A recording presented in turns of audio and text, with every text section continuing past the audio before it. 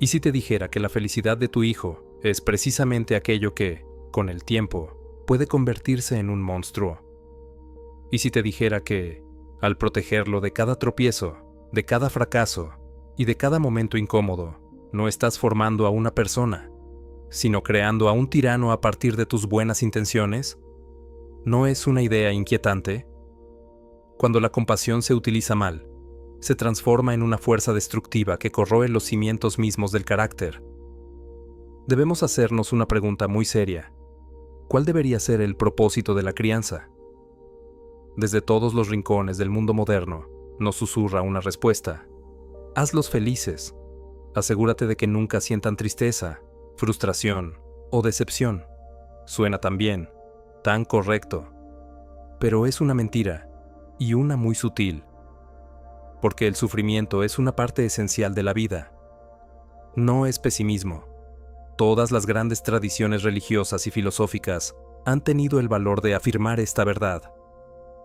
Cuando a un niño se le enseña que tiene derecho a ser feliz en todo momento, se le está dando un mapa de un mundo que no existe. ¿Y qué ocurre cuando sale al mundo real y ese mapa no coincide con la realidad? No obtienes una persona equilibrada. Obtienes una criatura de puro resentimiento. Alguien que grita contra el universo porque no encaja con su fantasía. La felicidad no es el objetivo. Ese es el objetivo del necio. El objetivo es el desarrollo de la competencia. El objetivo es la formación del carácter moral. La meta es cultivar la resiliencia, la capacidad de levantarse frente a las condiciones trágicas de la existencia, y hacerlo voluntariamente, eligiendo cargar con el propio peso.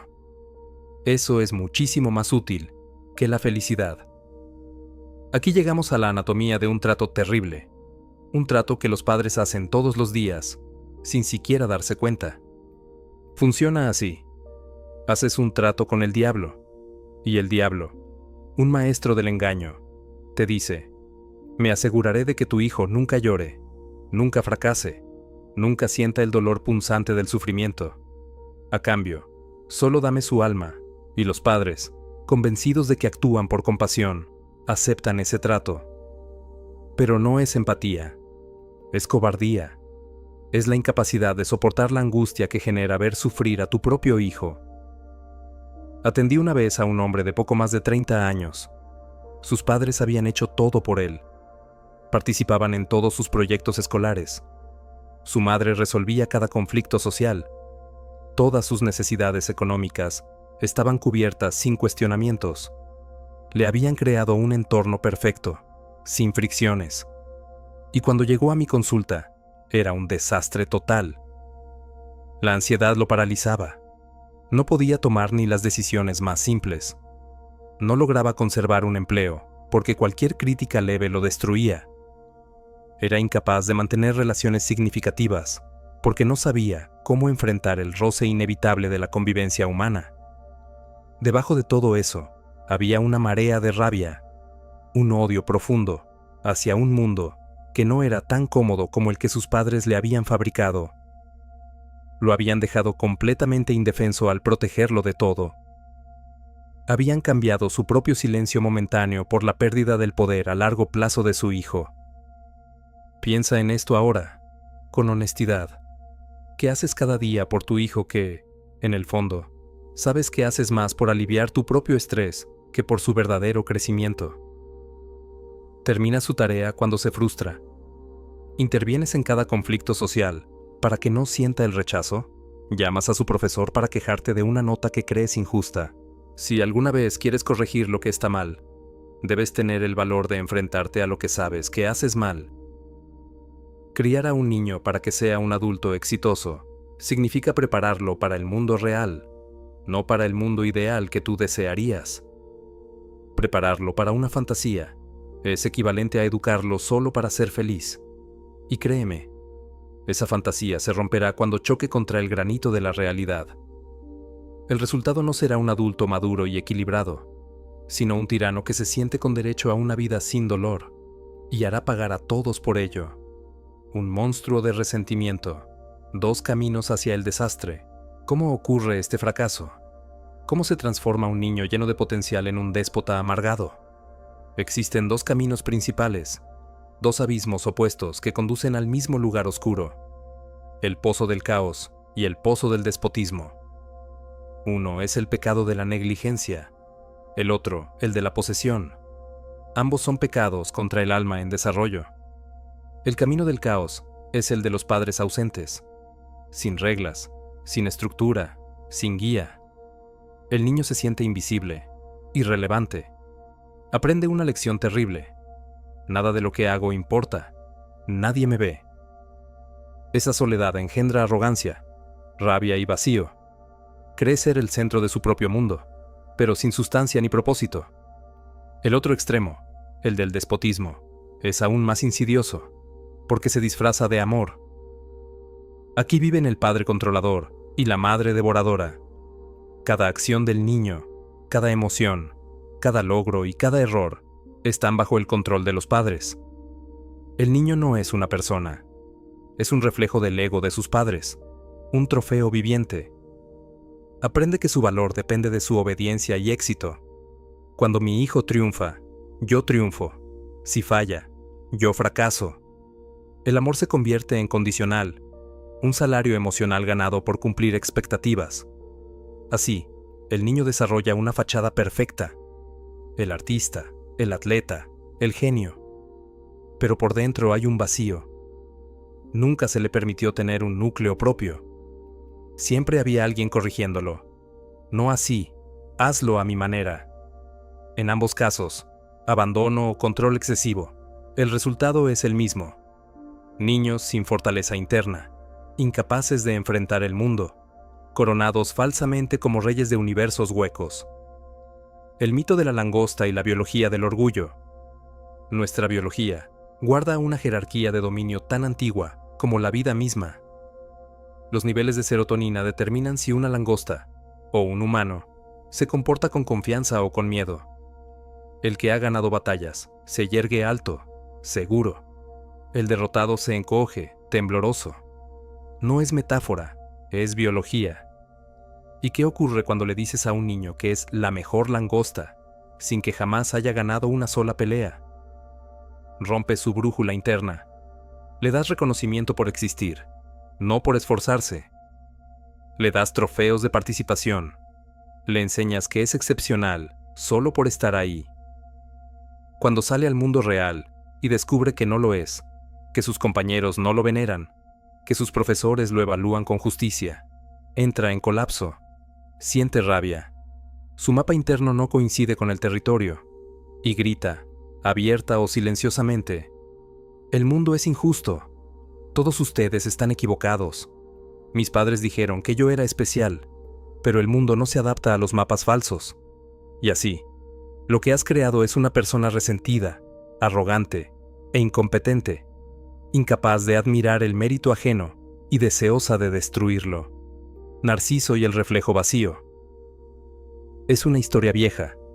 Narciso, el joven hermoso, se enamora de su reflejo en el agua. No amaba a sí mismo, sino una imagen de sí mismo, plana, perfecta, ilusoria. Y esa ilusión lo destruyó. Así ocurre hoy, cuando los padres proyectan sus vidas no vividas en sus hijos. El niño deja de ser un ser independiente y se convierte en un espejo que refleja la gloria que sus padres anhelan. Ya no es un niño que aprende y se equivoca. Es el niño prodigio, el atleta brillante, la belleza incomparable. Debe representar la perfección que sus padres no alcanzaron, y aprende que el amor se gana con logros, no se da por existir. Cuando el aplauso se detiene, y siempre se detiene, el reflejo se rompe, y detrás no hay una persona, solo un abismo de miedo, el terror de ser un fraude. Toda la arrogancia y la necesidad de atención son solo una defensa desesperada contra la sospecha insoportable de no valer nada. El trono sobre el que se sientan es hueco, y su grito constante de superioridad no es más que un intento de silenciar el susurro del vacío que los habita. No eres nada. Solo fueron amados por el ídolo que representaban, nunca por quienes realmente eran. Como resultado, ahora creen que ese ídolo es todo lo que existe dentro de ellos, Por lo tanto, no estás mostrando amor a tu hijo cuando lo elevas a la categoría de ídolo. El Dios de su propia imagen perfecta es una deidad falsa a la que los estás alentando a adorar. Y cuando ese Dios finalmente falla, cuando la imagen se quiebra y el reflejo en el agua se distorsiona, el niño se queda con solo dos opciones, ambas conducentes a una especie de infierno. Puede desatar su furia contra el mundo por no mantener la adoración y por ser hereje, o puede caer, destrozado por el mismo engaño que le enseñaste a amar, en las profundidades de su propia nada. La sociedad moderna quiere que olvides que la vida es dura, pero hemos establecido una verdad terrible. Vivir duele. Esto no es un consejo de desesperanza, sino el punto de partida de toda reflexión seria. Es el problema fundamental que cada uno de nosotros enfrenta con la existencia misma. La pregunta más importante de una vida moral es, ¿qué demonios haces con eso? La respuesta heroica, la que está en el corazón de todo lo admirable y lo moral en la naturaleza humana, es esta. ¿Asumes voluntariamente el peso de la existencia? Dices, cargaré con mi responsabilidad y la llevaré conmigo. Mientras miras de frente la miseria y el mal del mundo, decides ser quien se enfrenta a la oscuridad y, a pesar de ella, intenta crear algo valioso. Sin embargo, existe una alternativa, más fácil, más seductora y que conduce directamente a un infierno espiritual y psicológico. Y es ese camino el que el narcisista en crecimiento aprende a seguir. A él se le enseña el credo inverso del héroe. Aprende que el sufrimiento no es una parte inherente de la realidad, sino una injusticia personal. Esa es la esencia podrida del sentimiento de derecho. Es el lema del narcisismo. El mundo me debe algo. Creen que todo el universo tiene la obligación moral de satisfacer sus deseos. Y cuando no lo hace, el mundo, no ellos, es el culpable. Cada tarea se convierte en una carga insoportable. Cada crítica, en un ataque cruel. ¿Cómo te atreves a señalar una falla en mi perfección? Cualquier demanda de tiempo o esfuerzo por parte de los demás se percibe como una opresión intolerable. El mundo entero se convierte en su sirviente reacio, y ellos en dioses. Ahora bien, si crees eso, ¿cómo puedes construir una relación genuina con otro ser humano? La respuesta es simple: no puedes. Porque una relación auténtica requiere reconocer al otro como un individuo autónomo, un centro de conciencia distinto, con sus propias necesidades, deseos y dolor. Pero el narcisista ya no ve a las demás personas como únicas. Las reduce a caricaturas bidimensionales con un propósito específico. Son objetos de admiración, lo que los psicólogos llaman suministro narcisista, o obstáculos que deben ser manipulados, engañados o, si es necesario, eliminados. De ahí proviene su profunda capacidad de explotación. No perciben el aspecto ético de sus interacciones. No tienes obligaciones morales con un destornillador o un martillo. Usas la herramienta y la desechas cuando deja de servir.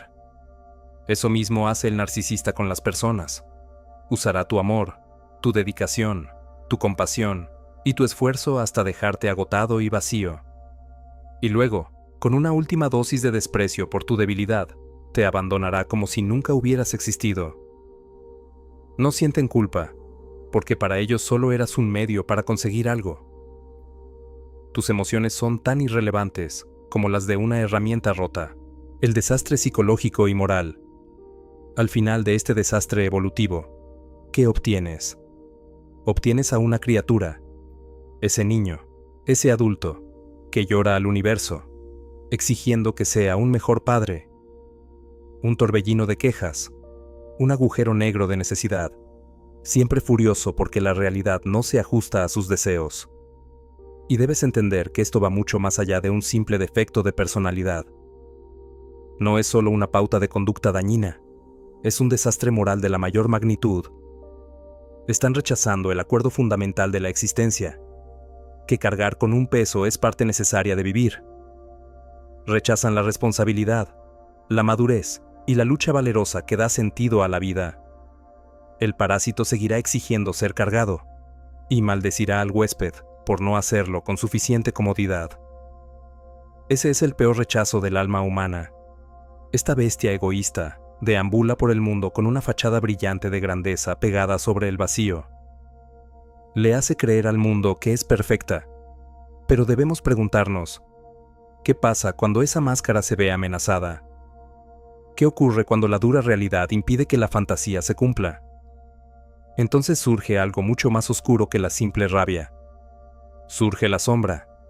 Carl Jung, que no era ningún ingenuo, llamó así a todo lo que consideramos débil, inaceptable o repulsivo en nosotros mismos. Nuestra naturaleza fea, nuestra ira, nuestra amargura y nuestro potencial para el mal genuino. El individuo sano, en busca de crecimiento, se enfrenta a su sombra. Dice, sí, eso está en mí. Tiene el valor de mirar dentro del abismo y reconocer su propia capacidad para ser un monstruo. Y precisamente porque la reconoce, puede elegir no serlo. Ese es el punto. Un hombre bueno no es un hombre inofensivo. Un hombre bueno es un hombre peligroso que decide controlar ese peligro. El narcisista hace lo opuesto. Niega por completo su sombra. Se convence de que no tiene oscuridad. Soy perfecto. Declara la máscara. No tengo debilidades. ¿Y qué pasa con toda esa oscuridad negada? No desaparece. Se proyecta hacia afuera. El mundo entero se convierte en la pantalla donde pintan su propio mal no reconocido. El problema no soy yo. Eres tú. El mundo es corrupto. El sistema me oprime. Mis hijos son ingratos. Mi jefe es incompetente. Cuando el narcisista sufre, lo que los psicólogos llaman una herida narcisista, una crítica, un fracaso o una humillación, lo vive como una amenaza mortal. Por un instante aterrador, ve el vacío que se oculta detrás de su máscara. Esa es la amenaza existencial definitiva. Y su respuesta no es reflexiva ni correctiva. No piensa. Quizás deba reconsiderar. Number. Su reacción es pura maldad desatada. Es la voluntad de destruir a quien ha revelado su engaño. Quiere romper el espejo que reflejó su imagen quebrada. Fue la razón de Caín para matar a Abel. No solo celos, sino el recordatorio constante de su propia insuficiencia moral. Es la lógica del asesino masivo que escribe en su diario que la humanidad ha fallado y luego intenta demostrarlo. Es la lógica del déspota que preferiría aniquilar a millones antes que admitir que su utopía es un error. El principio es el mismo. Si el mundo no refleja mi ideal, debe arder. Por eso nunca subestimes el peligro de los narcisistas, especialmente los que han sufrido trauma. No son inofensivos. Son un barril de pólvora inconsciente. Son dioses heridos que buscan vengarse de la creación misma. Su potencial destructivo no está integrado, y al negarlo, se convierten en sus esclavos. Cuando la máscara está en peligro, esa oscuridad estalla, no para corregir o construir, sino para destruir. Y enfrentarse a ella es arriesgarse a ser consumido por completo. ¿Qué hacer con todo esto? Después de tanto hablar de monstruos, tiranos y los infiernos psicológicos que creamos para nosotros y nuestros hijos, surge la pregunta inevitable: ¿qué demonios se supone que debemos hacer? Y esa es la pregunta correcta, porque no es un tema académico. Es el problema más real que existe, el que se manifiesta en la intimidad de tu propio hogar. Así que empecemos. ¿Cómo se forma una persona? Primero, hay que abandonar el ideal moderno, dañino y estúpido, de la felicidad. Tu meta no es hacer felices a tus hijos. Ese objetivo corromperá tanto a ellos como a ti. Tu meta es hacerlos competentes, hacerlos útiles para sí mismos, para su familia y para su comunidad. ¿Y cómo se logra eso? Permitiéndoles hacer cosas difíciles, permitiéndoles fracasar, permitiéndoles enojarse, frustrarse y querer rendirse. No seas un cobarde que interviene para resolver todos sus problemas. La lucha no impide su desarrollo. La lucha es el mecanismo de su desarrollo. La fortaleza se construye a través del sufrimiento. Tu papel es el del guía, que señala el dragón en el mapa y dice: ahí está el obstáculo que debes enfrentar. El protagonista de su historia no eres tú. Si tomas ese rol, les robas su propia aventura. Las reglas para construir a un ser humano uno.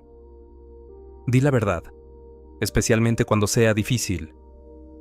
Vivimos ahogados en mentiras reconfortantes, y pocas son tan frecuentes como las que decimos a los niños. Tu hijo no es perfecto. Decirle que lo es una mentira. Es 1000 veces mejor decir: no eres el mejor del equipo, pero trabajaste duro. Escuchaste a tu entrenador y mejoraste. Eso es lo que realmente importa. La verdad, aunque duela, da suelo firme. La mentira crea un pantano. Segundo, premia el esfuerzo, no la existencia. No alabes cualidades innatas. Eres muy inteligente, eres muy bonito, tienes mucho talento. Eso les enseña que su valor depende de algo que no controlan. En cambio, felicita su proceso. Te esforzaste, tuviste disciplina, mostraste valentía y paciencia. El elogio al esfuerzo les da una herramienta para enfrentar cualquier reto. El elogio a la cualidad los condena a temer perder su corona. 3. Aplica las reglas de forma coherente. Un hogar necesita normas, no 1000, solo unas pocas, pero firmes. Eso da estructura, y la estructura permite la libertad real. Les enseña que el mundo tiene límites y consecuencias. Eso no es tiranía. Es construir los cauces por donde puede fluir su energía, en lugar de que se estanque en el pantano del caos. 4. Permite el riesgo prudente. Vivimos con un miedo patológico al riesgo. Queremos envolver a nuestros hijos en plástico de burbujas para evitar cualquier herida. No los detengas cuando hacen skate o trepan un árbol. No solo se están divirtiendo, están cumpliendo un acto sagrado. Al hacerlo, enfrentan voluntariamente su miedo y lo superan. Expanden su zona de dominio. Interrumpir eso es una injusticia terrible. Les dices: no eres lo bastante fuerte para enfrentar la realidad. Quédate pequeño, y si te obedecen, se quedarán pequeños. Tu deber no es traer al mundo un niño feliz, sino un adulto capaz de soportar las tragedias de la vida sin volverse amargado o vengativo. Estás construyendo un arca de competencia, resiliencia y verdad para resistir el diluvio inevitable, que, créeme, llegará para todos. Así que toma tus herramientas y ponte a construir, porque, en el sentido más literal, y sin metáfora alguna, el destino del mundo depende de eso.